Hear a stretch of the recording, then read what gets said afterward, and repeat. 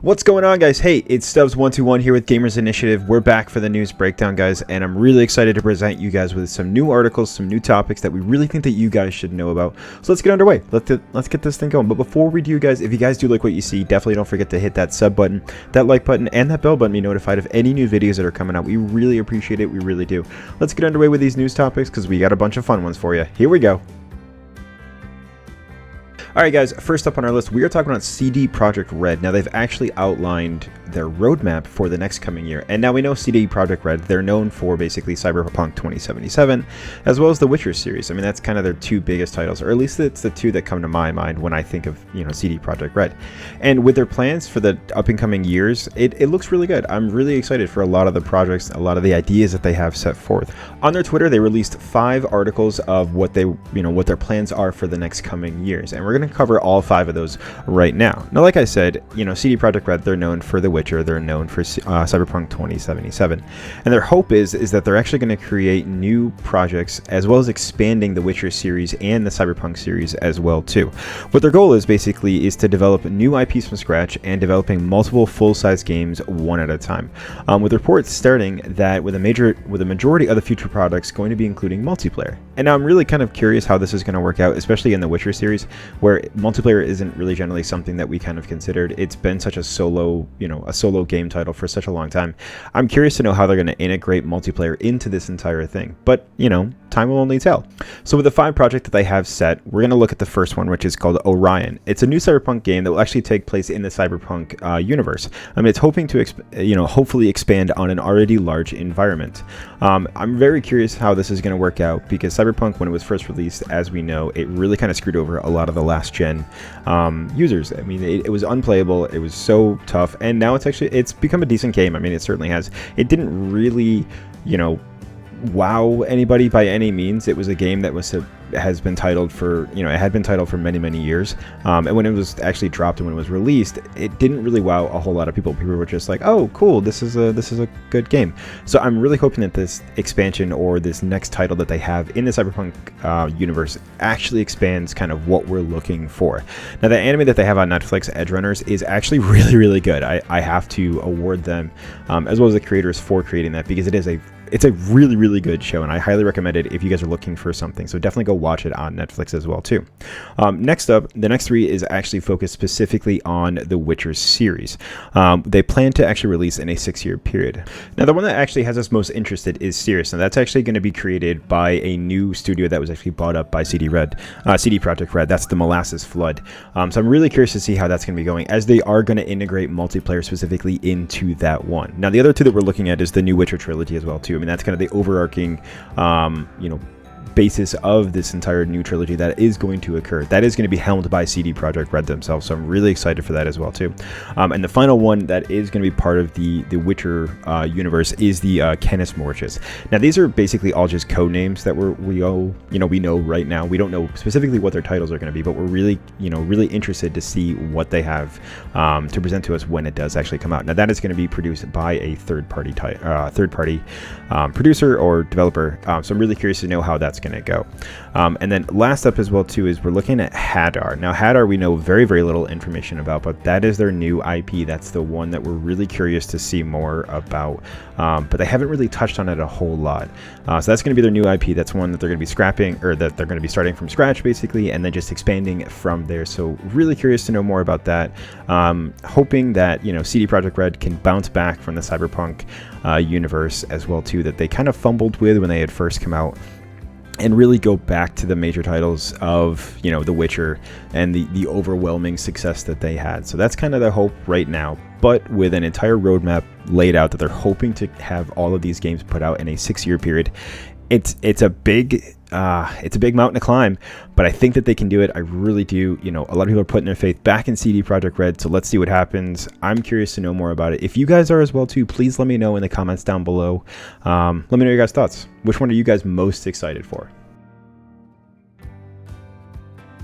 Alright guys, next up on our list, we are talking about Deadspace, as the new trailer had just released for the remake that we're hoping to see here very shortly, set to come out January 27th, 2023.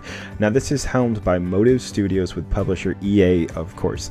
Now, as you guys know, I am not a fan of EA in any way, shape, or form. I think that they are a really not great company, as they've been helmed numerous times for being one of the worst companies to work for, by pretty sure the Better Business Bureau, if I remember correctly. I'm not 100% sure, but they're not really a great company, and so I don't have a whole lot of faith with this, but I'm curious. I am very curious as well too, guys.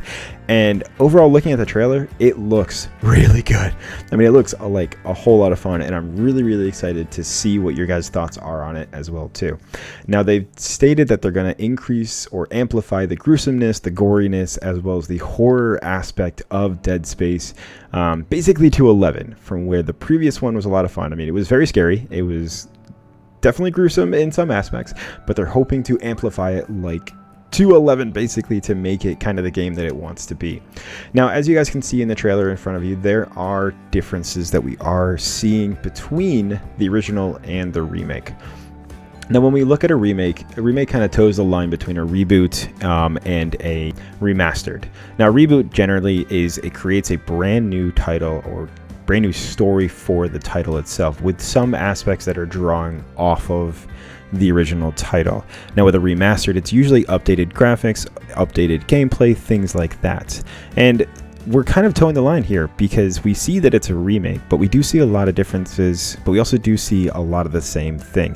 Now, we're definitely taking place on the same exact ship that we were on previously, Ishimura, so I'm curious to know what we're going to know more about that. Why is that ship in that position? Now, I believe that there are comics and there are books detailing more about Deadspace, so I'm not 100% sure if it was described why Ishimura is in that position, but they are definitely on that adventure to figure out more about why it's there, as we had from the original. Now, like I said, the developers have stated that their hope is to increase the overall dismemberment mechanics, which will be amplified in the overall goriness of the game, to which is pretty evident from this trailer, as you guys can see. Overall, I'm really excited for this title to come out. With it being a remake, it's definitely going to follow the original pretty close to the line in regards to story and overall gameplay, but I do hope that they change a few things with the story. Now, the few things that they did mention so far is that we're going to see, or we're going to hear, Isaac talking a little bit more. Now, he really didn't talk a whole lot in the original. It was mainly just like grunts and like punches and things like that, but we're actually going to hear more of Isaac's voice, and that's something that's going to be definitely interesting, because a lot of times we want that kind of air of mystery, of kind of horror that we're actually looking for, and the original definitely did that, but it also was kind of weird though sometimes, where he didn't speak generally at all, so it was kind of interesting. So I'm glad that they're adding a little bit more voice to Isaac as it is. I'm not sure if I'm going to be picking this game up right away. I'm really not sure, because a lot of launch day titles, as we've seen before, they're not really done, and I hope to, hopefully play this game right when it comes out and not have to sit there and download a 50 gigabyte patch as soon as it comes out. I'm not 100% sure, but I am really excited for this game, and I think the trailer looks really good, so I'm really curious to know what your guys' thoughts are. Now, the sad news, unfortunately, we are not going to be getting it on any previous consoles. It's going to be specifically made for PlayStation 5, Xbox Series X and S, as well as PC, so we're not going to be getting it on those previous gen consoles, but as we talked about previously, this is kind of the norm. This is the way that we're heading. Now, you can pick this up January 27th, 2023. I'm really excited for this. Let me know, guys, what your guys' thoughts are on this as well too. Do you think it looks good? Do you think it looks gory, gruesome, brutal, all that good stuff that we saw from the original? Let me know your guys' thoughts down below. Let's head off to our next topic. Alright guys, finally for our last topic. Now, October, when people think of October, we think of flannels, we think of pumpkins, we think of those sort of things. I mean, it's October. We head towards Halloween, we start watching scary movies. As well too, there are some of those people that start counting the days to Christmas, and you guys are crazy. Now, don't get me wrong, I like Christmas. I certainly do. But Halloween's major job is to keep Christmas back. I mean, that's pretty much the entire job of Halloween, is to keep Christmas back. I mean, it's constantly fighting against it. And I went into a store a couple days ago, and I'm already seeing Christmas stuff. It's like, holy cow, my brain hurts, guys. It's insane. I mean, Halloween's only job is to keep Christmas back, and it's losing the battle, unfortunately. But October is made for different people. And it's made for one group of people that are super excited because every October, this group of people get together all around the world and watch the League of Legends World Championship. Now, this is something that I love. I mean, I watch it every single October. My wife gets super annoyed that I'm sitting there at the TV watching it, enjoying it. Not that she's annoyed that I'm enjoying it, but just annoyed that it takes up so much time in October.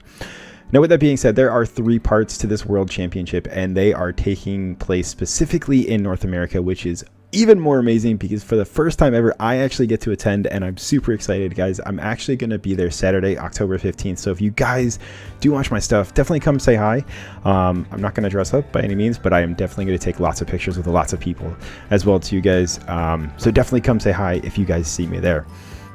Now, like I said, 3 parts to the World Championship, with the first part just wrapping up this week. Now, the 3 parts that we talked about, there's the play-ins, there's the group, and then there's the semifinals/finals.